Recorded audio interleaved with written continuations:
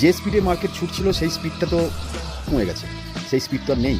তাই যে গতিতে আমাদের রিটার্নটা আসছিল সেই গতিটা হয়তো স্টপ হয়ে যাবে, আসবে, আর একটু সময় দিতে হবে মার্কেটকে।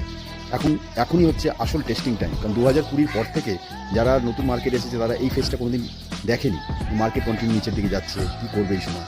এইটাই হোক, আজকে যে স্টকটা নিয়ে আমি একটু আলোচনা করবো বলে ঠিক করেছিলাম সেটা হচ্ছে ন্যালকোর Q2 রেজাল্ট খুবই ভালো এসেছে।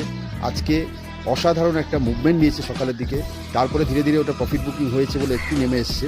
কিন্তু ন্যালকোর চার্টটা একটু দেখে নাও, এটা আজকের ন্যাশনাল অ্যালুমিনিয়ামের চার্ট। দেখতে পাচ্ছ এখানে কত বড় একটা ক্যান্ডেল তৈরি করেছে, আর এখানে হচ্ছে ভলিউম। এই দুটোই কিন্তু আজকে খুব পজিটিভ সিগন্যাল দিয়েছে যে ন্যালকো এবার আস্তে আস্তে ওপর দিকে যাওয়ার জন্য রেডি হচ্ছে। শুধুমাত্র এই রেজিস্ট্যান্সটা টপকাতে পারছে না, 240-এর ওপরে স্টে করতে পারছে না। 240-এর ওপর যাচ্ছে কিন্তু সেটা আবার রিটার্নকে চলে আসছে। একবার 240-এর ওপর যদি স্টে করে যায় তাহলে কিন্তু ন্যালকোর মধ্যে যে মুভমেন্টটা আসবে সেটা কিন্তু ওয়ান সাইডের মুভমেন্ট হতে পারে, এবং এটা আগামী দিনে 300 টাকার